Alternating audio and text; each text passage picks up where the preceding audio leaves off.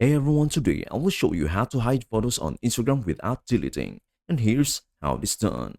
Launch the Instagram app on your device. Tap the profile icon in the bottom right corner to access your profile. Browse through your profile and tap the photo you want to hide. Tap the three dots in the top right corner of the selected photo.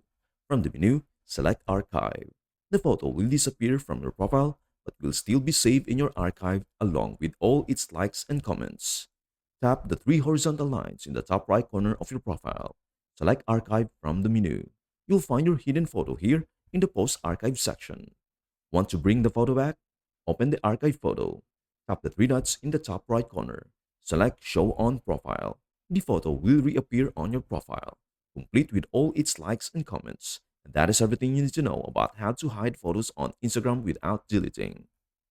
Before we end, may I humbly ask you a favor? Please do like, share, and subscribe to our channel. This means the world to us. Thank you so much for watching. We hope to see you in our next video.